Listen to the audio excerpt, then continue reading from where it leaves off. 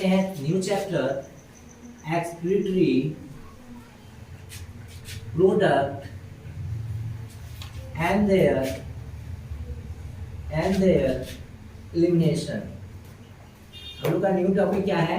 Excretory product and there elimination. तो सबसे पहले एक्सक्रीटरी प्रोडक्ट, हमारी बॉडी में जो भी एक्सक्रीटरी प्रोडक्ट बनता है, क्या बनता है? जो भी एक्सक्रीटरी प्रोडक्ट बनता है और उसको जो एलिमिनेशन करेंगे तो कैसे करेंगे, वही सारा चीज के बारे में हम लोग इस चैप्टर में पढ़ेंगे। तो इस चैप्टर को अच्छे तरीके से समझने के लिए आप लोगों को एक बेसिक चीज आना चाहिए। सबसे बेसिक चीज क्या है? मेटाबॉलिज्म। हो सकता है आप लोगों में से बहुत कोई मेटाबॉलिज्म के बारे में जान रहे होंगे और बहुत ऐसे होंगे जो मेटाबॉलिज्म के बारे में नहीं जानते हैं। तो सबसे पहले हम लोग डिस्कस करते हैं मेटाबॉलिज्म। तो हम लोग लिखते हैं यहाँ पे मेटाबॉलिज्म।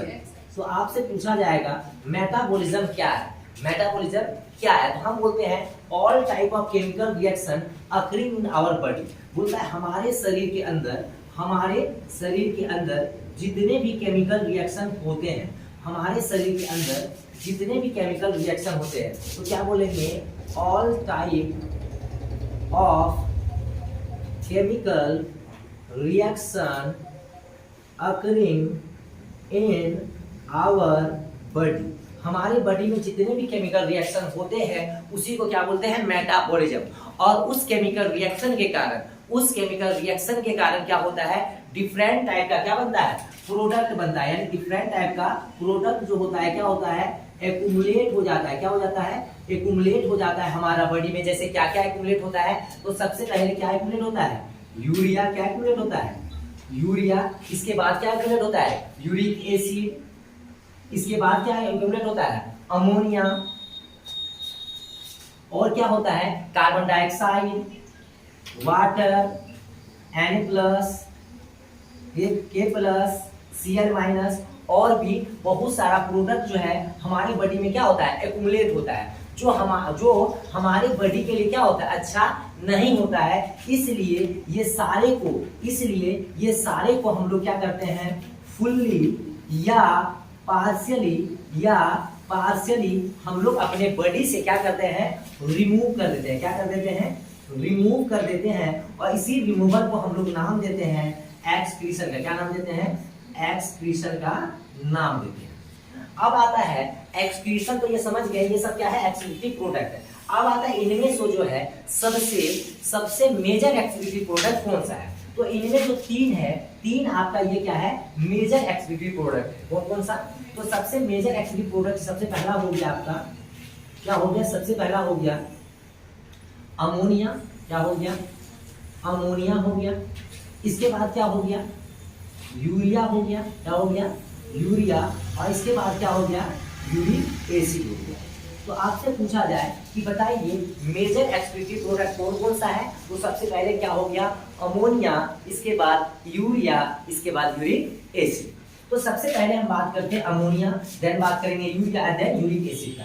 हम बोलते हैं बहुत सारे एक्वेटिक ऑर्गेनिज्म जो होते हैं, कौन सा ऑर्गेनिज्म? एक्वेटिक ऑर्गेनिज्म जो होते हैं, mostly aquatic fish, aquatic organism जो होते हैं मोस्टली क्या बोले?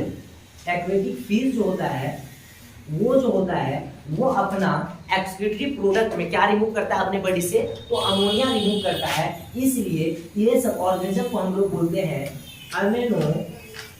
अमेनोटैलिक ऑर्गेनिज्म बोलते हैं। क्या बोलते हैं? अमेनोटैलिक ऑर्गेनिज्म बोलते हैं। वही बात करें हम यूरिया का, तो बहुत सारे ऑर्गेनिज्म है, जैसे कि ह्यूमन बींग, जैसे कि बात करें ह्यूमन बींग का बात करें तो ह्यूमन बींग जो है अपना एक्सक्रीटरी प्रोडक्ट क्या रिलीज करता है? यूरिया रिलीज करता है। इसलिए ह्यूमन को हम लोग बोलते हैं यूरियोटैलिक ऑर्गेनिज्म। क्या बोलते हैं? यूरियोटैलिक ऑर्गेनिज्म बोलते हैं। क्या बोलते हैं? यूरियोटैलिक ऑर्गेनिजम्स बोलते हैं।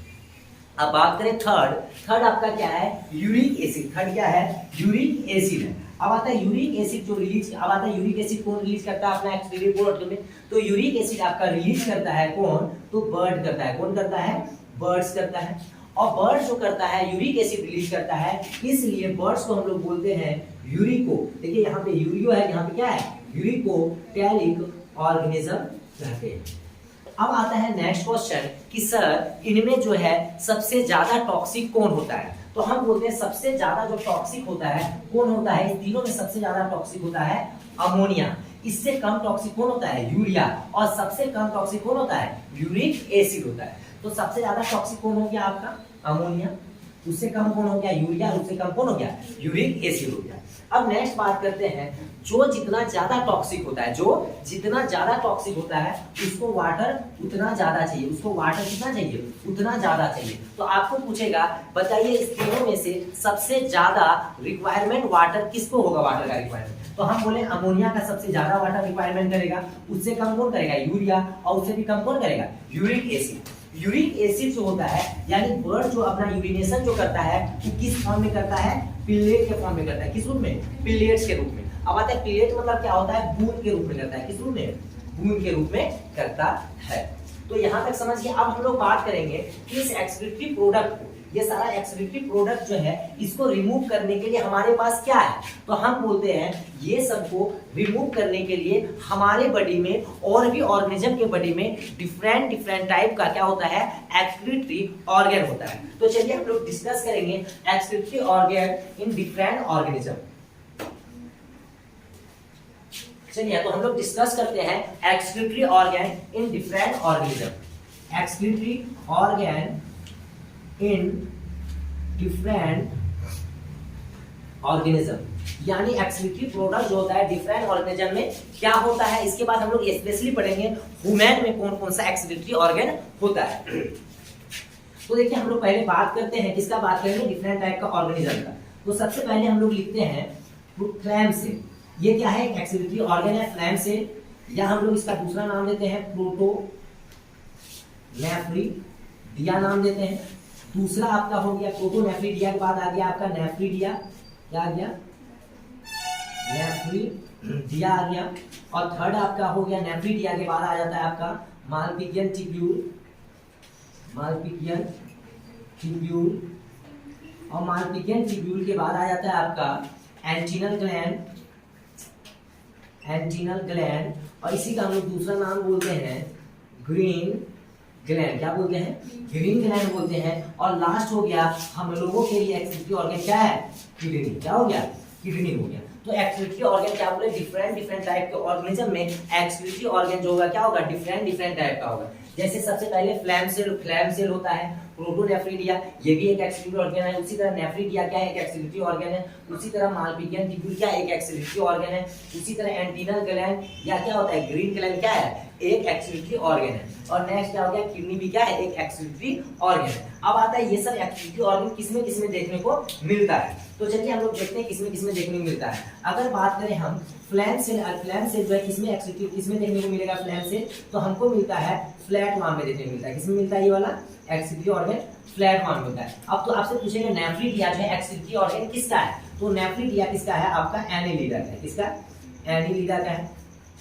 अगर बात करें मालपिगियन ट्यूब्यूल जो होता है किसका एक्सक्रीटरी ऑर्गन है, तो मालपिगियन ट्यूब्यूल आपका इंसेक्ट का है। किसका है, इंसेक्ट का है। उसी तरह एंटीनल ग्लैंड या ग्रीन ग्लैंड किसमें देखने को मिलता है, तो प्रॉन में देखने को मिलता है। किसमें मिलता है, प्रॉन में। प्रॉन यानी झींगा मछली बोलते हैं। और किडनी किसके लिए, ह्यूमन। अब हम लोग बात करेंगे स्पेशल बात करेंगे excretory system in human, excretory system in human में बात करेंगे। अब बात करें ह्यूमन में जो एक्सक्रीटरी सिस्टम होता है वो क्या क्या होता है, तो एक्सक्रीटरी सिस्टम जो ह्यूमन में सिर्फ और सिर्फ किडनी ही नहीं होता है। हर कोई क्या सोचता है कि किडनी हम लोग का एक्सक्रीटरी ऑर्गन है, सिर्फ ऐसा नहीं है। किडनी के अलावा हमारे बॉडी में डिफरेंट टाइप का एक्सक्रीटरी ऑर्गन है, लेकिन मेजर एक्सक्रीटरी ऑर्गन कौन सा हो गया, किडनी हो गया, देन क्या हो गया, लंग्स हो गया, देन क्या हो गया, लीवर हो गया। ठीक, तो सबसे पहला एक्सक्रीटरी ऑर्गन क्या हो गया, किडनी। सेकेंड एक्सक्रीटरी ऑर्गन क्या हो गया, लंग्स। अब आता है लंग्स क्या करता है, तो लंग्स CO2 का रिमूवल करता है। इसके बाद क्या हो गया, लीवर। इसके बाद क्या हो गया, लीवर। इसके बाद क्या हो गया आपका स्वेट ग्लैंड हो गया। इसके बाद क्या हो गया, स्वेट ग्लैंड हो गया। स्वेट ग्लैंड में क्या करवाता है, स्वेटिंग करवाता है, जिससे हमको किसमें हेल्प मिलता है,